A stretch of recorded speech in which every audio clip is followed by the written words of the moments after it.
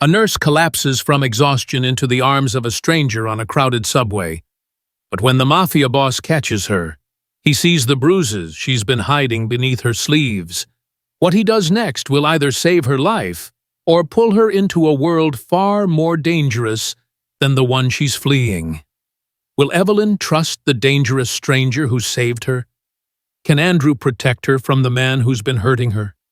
And when her abuser comes back for revenge, will love be enough to keep her safe?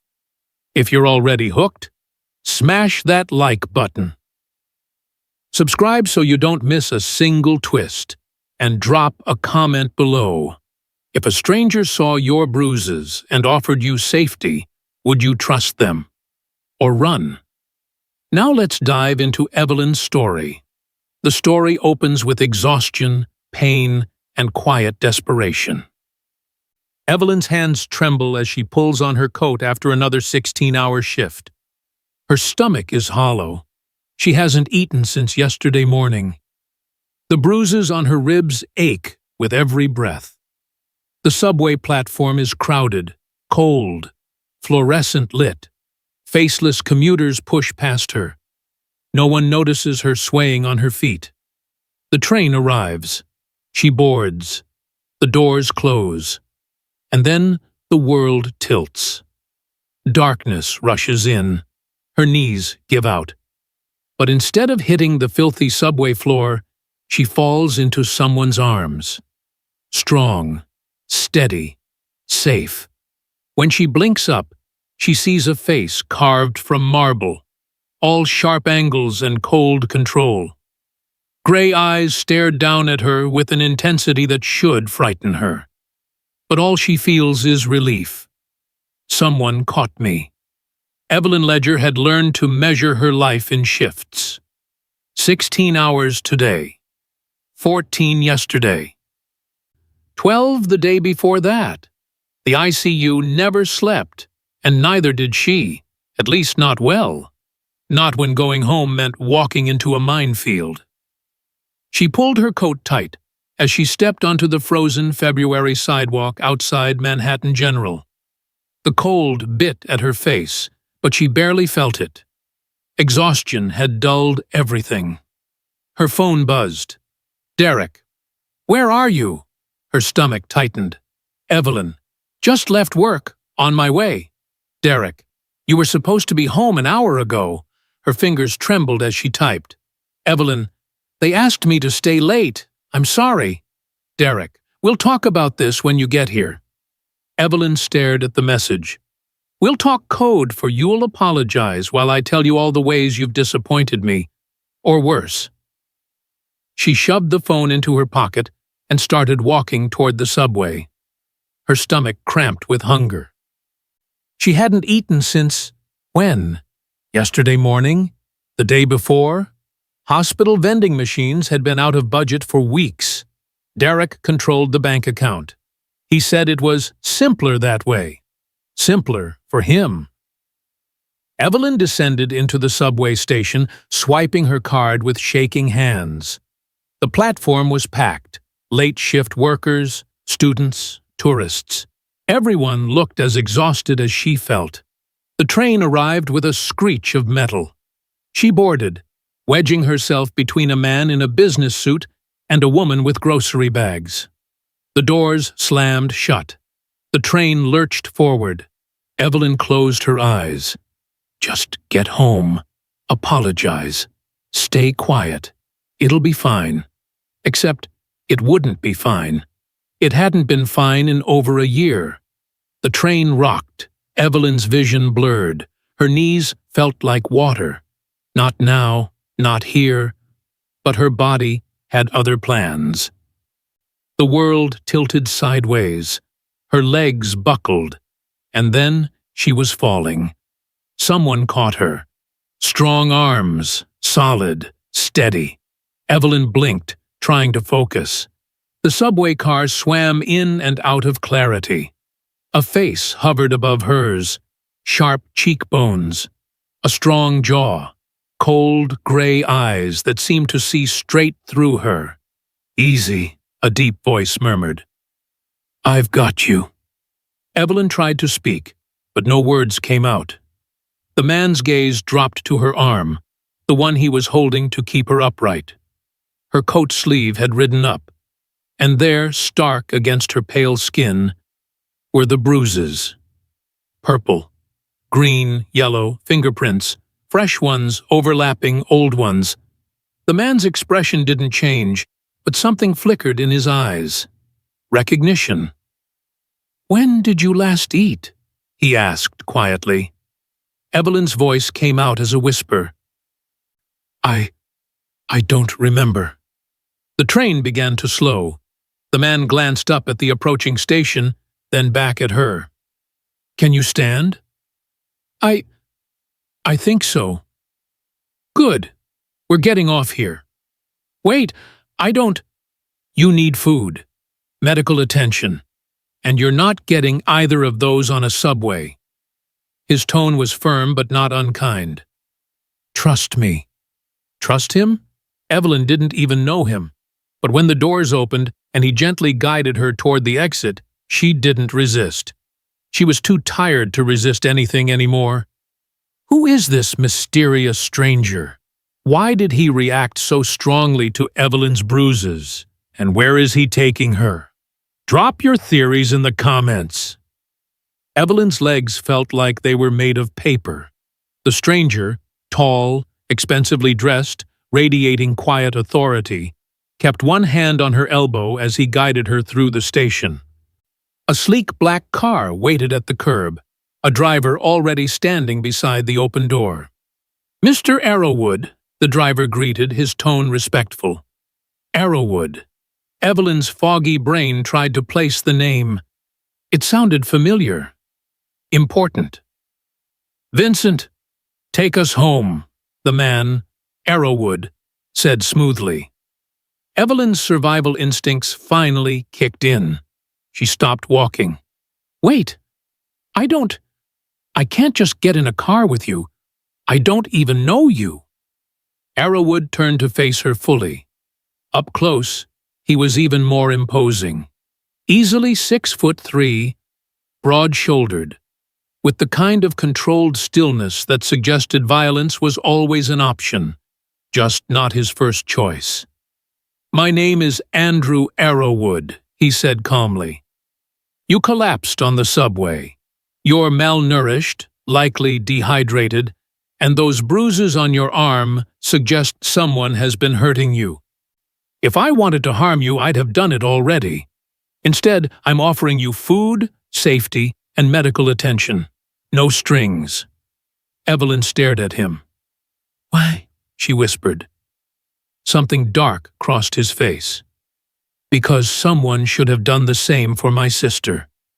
And no one did." The raw pain in those words shook something loose in Evelyn's chest. She looked at the car, then back at Andrew. Derek is waiting at home. Derek, who would be furious that she was late, who would demand to know where she'd been, who she'd talked to, why she hadn't answered his texts fast enough. Derek, whose hands had left the marks Andrew had seen. Evelyn took a shaky breath. "Okay," she whispered. Andrew's expression softened, just slightly. "Okay." He helped her into the car. The drive was silent. Evelyn sat rigid in the leather seat, watching the city lights blur past. Andrew sat beside her, checking his phone, but saying nothing. When the car finally stopped, they were in front of a gleaming high-rise in Tribeca. Of course, Vincent opened the door. Andrew stepped out first, then offered Evelyn his hand. She hesitated, then took it. His grip was warm, solid. It didn't hurt. They entered the building through a private entrance. No doorman, no lobby, just a keyed elevator that required a fingerprint scan. The elevator rose smoothly. Evelyn's heart pounded. What am I doing? I'm in a strange man's elevator, going to his home. I don't even know if he's... The doors opened directly into a penthouse. Evelyn's breath caught. Floor-to-ceiling windows overlooked Manhattan. Modern furniture, minimalist design. Everything screamed wealth and power. "This way," Andrew said gently, guiding her toward a hallway. He led her to a bedroom, spacious, impeccably clean, with an ensuite bathroom. "You can rest here," Andrew said. "I'll have food sent up, and I'm calling a doctor." "I don't need—" "Yes, you do." His tone left no room for argument. "When did you last see a doctor?" Evelyn's throat tightened. I'm a nurse. I know. When?" She looked away. "A year, maybe longer." Andrew's jaw tightened. He pulled out his phone and made a call. "Nina, it's Andrew. I need you at the penthouse. Now." "No, it's not me. It's someone who needs help. Thank you." He hung up and looked at Evelyn. "Dr. Nina Reyes is a trauma surgeon. Discreet, trustworthy. She'll be here in 20 minutes. Evelyn nodded numbly. Andrew moved toward the door, then paused. "The door doesn't lock from the outside," he said quietly. "You're free to leave whenever you want, but I'm asking you to stay, just for tonight. Let Nina check you over. Eat something. Rest." Evelyn's voice was barely audible. "Why are you doing this?" Andrew's gray eyes met hers, and for a moment she saw past the cold exterior to the grief underneath. "Because I couldn't save Sophia," he said simply. "Maybe I can save you." Then he left, closing the door softly behind him. Evelyn sat on the edge of the bed, her mind racing. What am I doing here? She should leave. Walk out. Go home. Except home meant Derek. Derek, who would smell Andrew's expensive cologne on her coat. Who would interrogate her about where she'd been, who she'd talked to, why she was late. Derek, whose fists would remind her why leaving was dangerous. A soft knock interrupted her spiraling thoughts. "Come in," Evelyn called, her voice shaky. The door opened. A woman entered, late 30s, dark hair pulled into a neat bun, carrying a medical bag. Her eyes were sharp, assessing. "I'm Dr. Reyes," she said briskly. "Andrew said you collapsed. Mind if I check you over?" Evelyn nodded. Dr. Reyes set down her bag and pulled out a blood pressure cuff. "When did you last eat?" "I don't remember." "Drink?" "This morning, water fountain at work." Dr. Reyes's expression darkened. She wrapped the cuff around Evelyn's arm, and Evelyn instinctively flinched. The doctor paused. "I'm not going to hurt you." "I know." But Dr. Reyes's gaze had already dropped to the exposed bruises on Evelyn's forearm. "How long?" she asked quietly. Evelyn's throat closed. "I don't know what—" "Evelyn," Dr. Reyes's tone was firm but kind. "I've been a trauma surgeon for 15 years. I know what abuse looks like. How long?" Tears burned in Evelyn's eyes. "A year, maybe more." Dr. Reyes exhaled slowly. "Okay, I need to examine you fully. Check for internal injuries. Is that okay?" Evelyn nodded, numb. The examination was thorough and humiliating. Dr. Reyes documented everything. The bruises on her ribs, the healing fracture in her wrist, the marks on her neck. When it was over, Dr. Reyes sat back, her face grim. "You need to leave him," she said bluntly. "I can't." "Yes, you can." "You don't understand." "I understand perfectly." Dr. Reyes leaned forward. "I understand that staying means you might not survive. Do you know what kills women in abusive relationships? Not the big dramatic attacks. It's the slow accumulation of injuries, the malnutrition, the stress. Your body is shutting down." "Evelyn." Evelyn wiped her eyes. "He controls everything. The money, the apartment, my phone." Then let Andrew help you. Evelyn's head snapped up. What? Dr. Reyes stood, packing her equipment.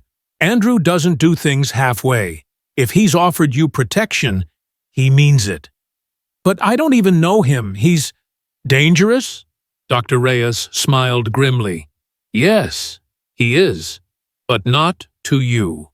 Andrew has his demons, but he doesn't hurt women. Ever. How do you know? Dr. Reyes hesitated. Because I was his sister's best friend. I know what happened to Sophia, and I know Andrew would burn the world down before he let it happen to someone else. With that cryptic statement, she left. Evelyn sat in stunned silence. A few minutes later, there was another knock. Andrew entered carrying a tray of food. Soup, bread, fruit, water. Nina said you're severely malnourished, he said, setting the tray on the bedside table. Start with the soup. Slowly. Evelyn stared at the food. Her hands trembled as she picked up the spoon. The first bite of soup was heaven. Warm, salty, real. She ate slowly, as instructed, and Andrew sat in the chair across from her, watching silently. Who was Sophia? Evelyn finally asked. Andrew's expression shuddered. My younger sister. Dr. Reyes said something happened to her. Andrew's hands clenched. Sophia was in a relationship with a man named Damien, charming, successful. Everyone loved him, except he was also violent. Evelyn's stomach twisted. Sophia hid it, Andrew continued, his voice hollow. She wore long sleeves, made excuses, pulled away from the family. I didn't see it. I should have seen it. What happened? Damien killed her. Andrew's voice cracked. Strangled her during an argument, then called 911 and played the devastated boyfriend. Evelyn's eyes filled with tears. By the time I got there, she was gone, Andrew whispered. And I swore I'd never miss the signs again. He looked up, his gray eyes burning with intensity. When I saw your bruises, I saw Sophia, and I couldn't walk away. Evelyn set down the spoon, her hands shaking. I don't know how to leave him, she admitted. Every time I think about it, You don't have to figure it all out tonight, Andrew said gently. Just stay here, rest. We'll take it one step at a time. Why would you do this for me? Because someone should have done it for Sophia. Evelyn's tears spilled over. Andrew stood and moved toward the door. Get some sleep, Evelyn. You're safe here. And for the first time in over a year, Evelyn believed it. Andrew's tragic past is revealed. But will Evelyn be able to break free from Derek? And what will Derek do when he realizes she's gone? Drop your thoughts below. Evelyn woke to sunlight streaming through floor-to-ceiling windows. For a moment, she forgot where she was. Then it came back. The subway. Andrew. The penthouse. She sat up slowly, expecting pain. But for the first time in months, her body didn't ache. The bed was soft. The room was warm. Her phone buzzed on the nightstand. 27 missed calls, 63 text messages. All from Derek. Her hands shook as she scrolled through them. Derek. Where are you? Derek. Answer me. Derek. If you're with someone else, I swear to God. Derek. You're making a huge mistake. Derek. I'm calling the police. You're missing. Panic clawed at her chest. A soft knock made her jump. Evelyn? Andrew's voice muffled through the door. May I come in? Yes, she said, her voice cracking. Andrew entered, dressed casually in dark jeans and a black sweater. He looked less intimidating this morning, almost human. His gaze dropped to the phone in her hands. Derek? He guessed. Evelyn nodded. Has he reported you missing? He says he's going to. Andrew's expression hardened. He won't. Men like him don't involve police. Too many questions. But what if… Evelyn. Andrew sat in the chair across from her. You need to decide what you want. If you want to go back to him, I'll drive you. No judgment. But if you want to leave him, I can help. How? Restraining order, legal separation, new bank account, safe housing. He'll never let me go. He doesn't get a choice. Evelyn stared at him. You make it sound so simple. It's not simple, but it's possible. Evelyn's throat tightened. I don't even know where to start. Andrew pulled out his phone. Start with breakfast. Then we'll call a lawyer. By noon, Evelyn had eaten a full meal, the first in days, and spoken with a lawyer Andrew had recommended. The lawyer, a sharp woman named Rebecca Thornton, laid out the plan. File a restraining order based on documented injuries. Open a new bank account in Evelyn's name only. Arrange for a police escort to retrieve her belongings. File for legal separation. It all felt surreal. I can't afford this, Evelyn said quietly. You don't need to, Andrew replied. I'm covering it. I can't let you… Yes, you can. His tone was firm. Consider it an investment in justice. Evelyn didn't know what to say. Over the next 2 weeks, Evelyn stayed in Andrew's penthouse.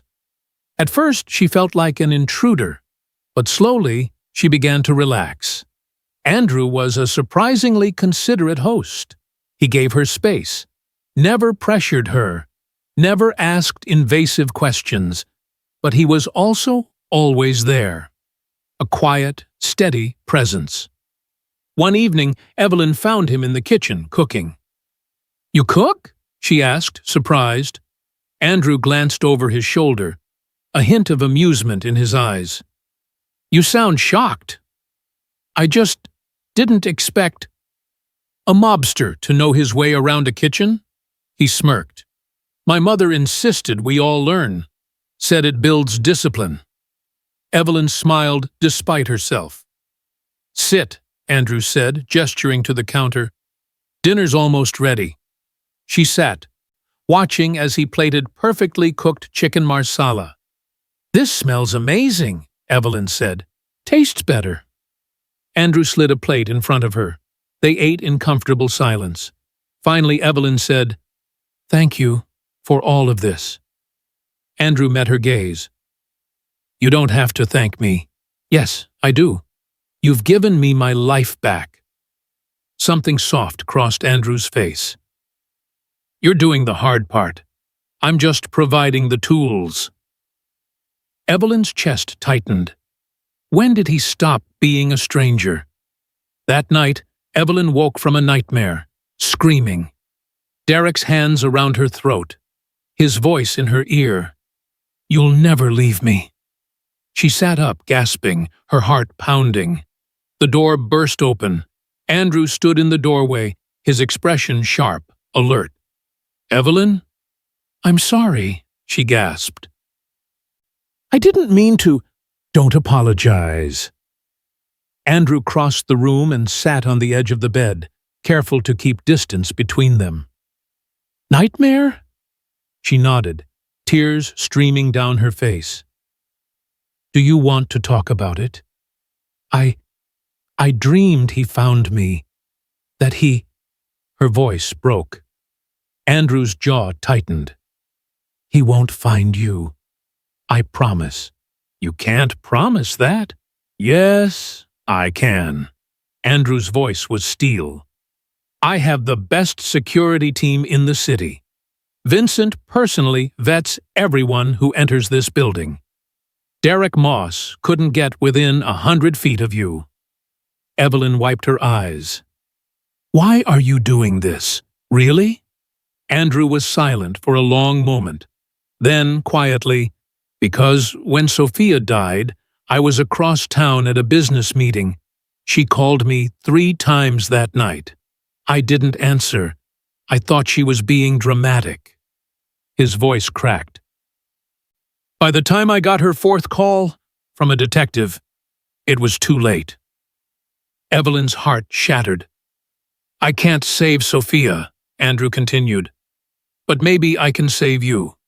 Maybe that's enough." Evelyn reached out and took his hand. Andrew looked down at their joined hands, his expression unreadable. "You've already saved me," Evelyn whispered.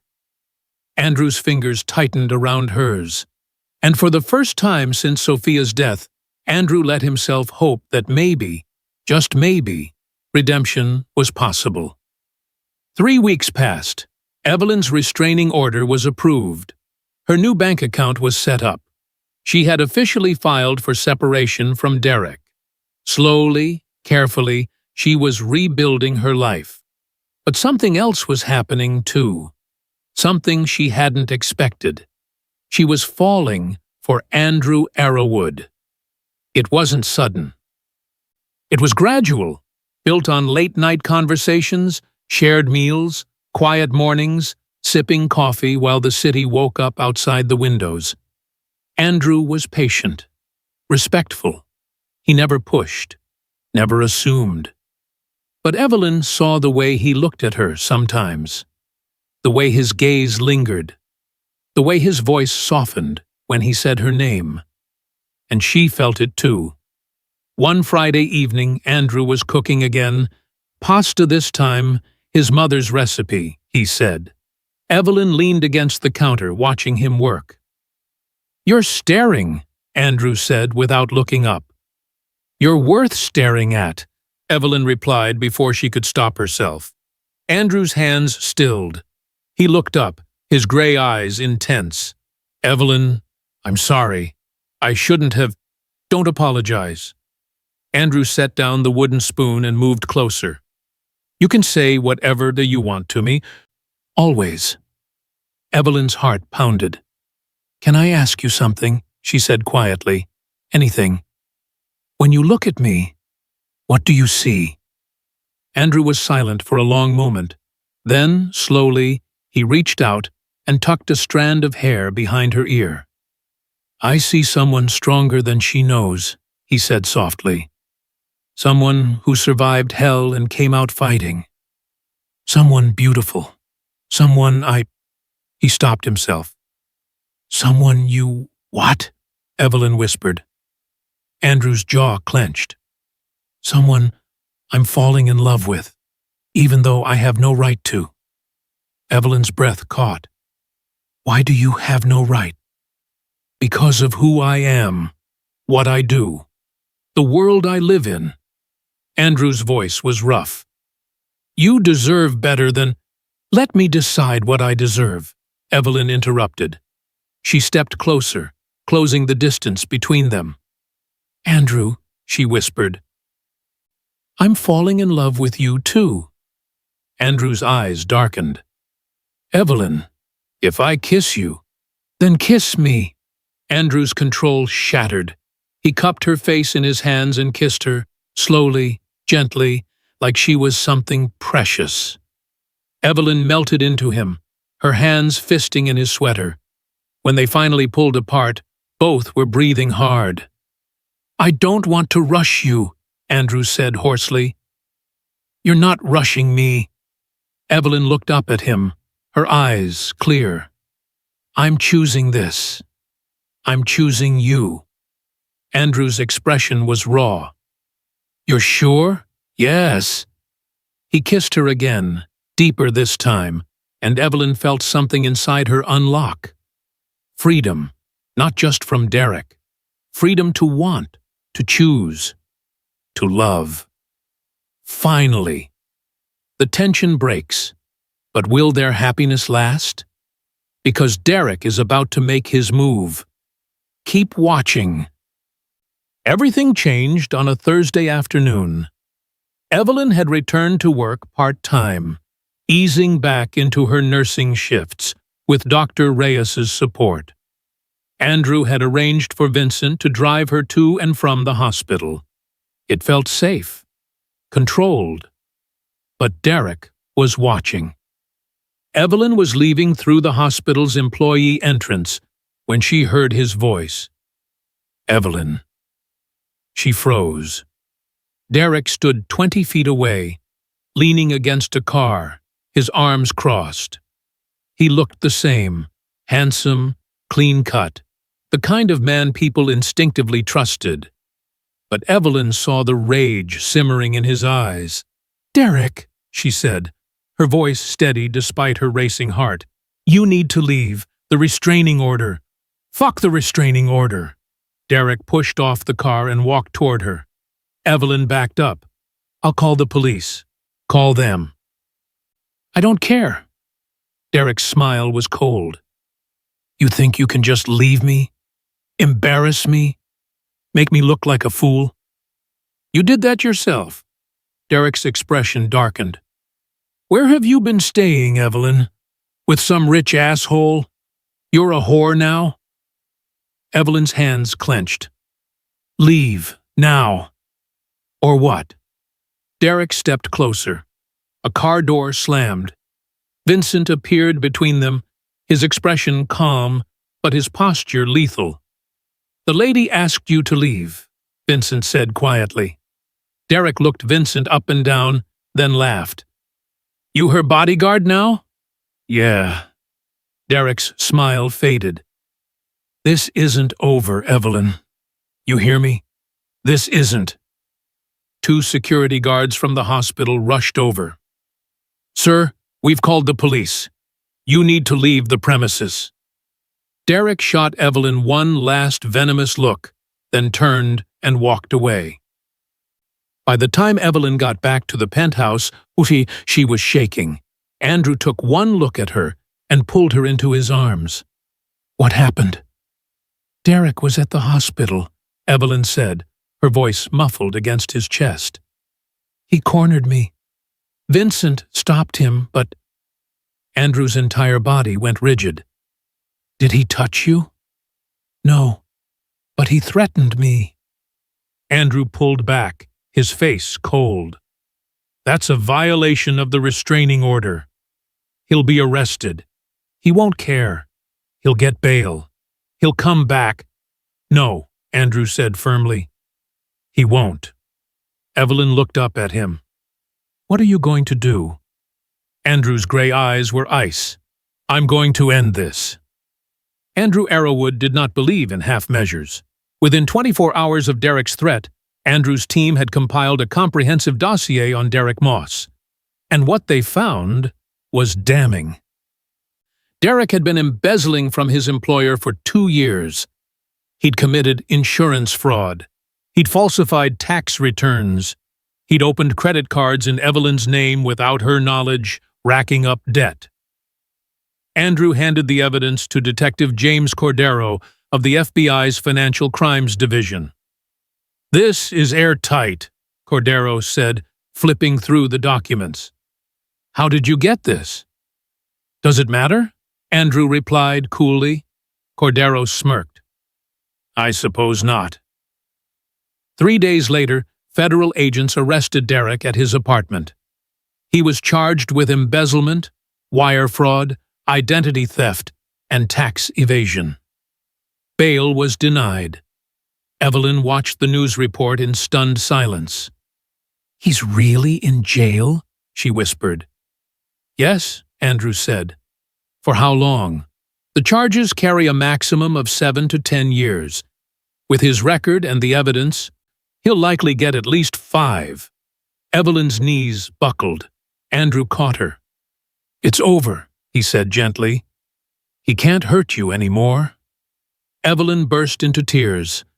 Andrew held her while she sobbed. Tears of relief, grief, and overwhelming release. The trial took place 6 weeks later. Derek's lawyer tried to paint Evelyn as a vengeful ex, but the evidence was overwhelming. Andrew sat behind Evelyn every single day of the trial, a silent pillar of support. When the jury returned a guilty verdict on all counts, Evelyn exhaled, for what felt like the first time in years. The judge sentenced Derek to 7 years in federal prison.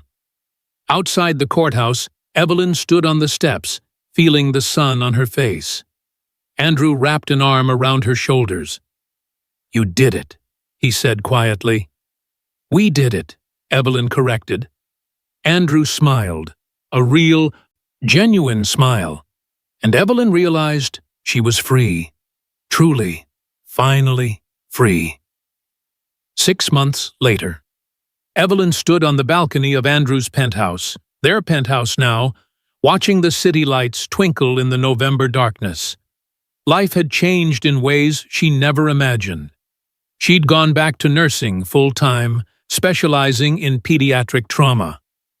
She'd reconnected with old friends, she'd started therapy, and she'd fallen deeper in love with Andrew Arrowwood. Their relationship wasn't perfect. Andrew's world was still dangerous. There were nights he came home late, his jaw tight, blood on his knuckles he wouldn't explain. But he was never violent with her, never controlling, never cruel. He was patient, protective, present. "You're thinking too loud," Andrew's voice came from behind her. Evelyn smiled as he wrapped his arms around her waist, pulling her back against his chest. "Just thinking about how different everything is now," she said. "Is it different? The best difference?" Andrew pressed a kiss to the top of her head. "You know you don't have to stay here, right? If you want your own place." "Andrew, I just want you to know you have a choice."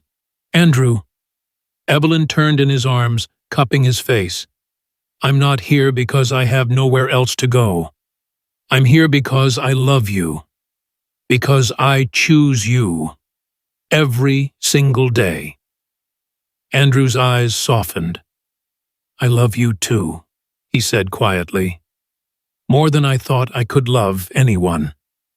Evelyn kissed him, slow and sweet. When they pulled apart, Andrew reached into his pocket and pulled out a small velvet box. Evelyn's breath caught. "I'm not proposing," Andrew said quickly. "Not yet. But I want you to have this." He opened the box. Inside was a delicate silver bracelet with a single charm, a phoenix. "For rising from the ashes," Andrew said softly. Evelyn's eyes filled with tears. Andrew fastened the bracelet around her wrist, then kissed the inside of her palm. "You saved me, you know," he said. "I think we saved each other," Evelyn whispered.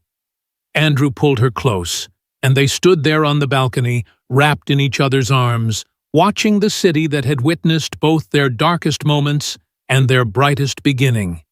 Evelyn wasn't running anymore. She wasn't hiding anymore. She was home. So, what did you think of Evelyn and Andrew's story? Was it everything you hoped for? Smash that like button. If you loved it, subscribe for more emotional, heart-pounding romance stories and comment your favorite moment. Was it the subway rescue? The first kiss? The courtroom victory? Let me know. See you in the next story. And remember, you're stronger than you think.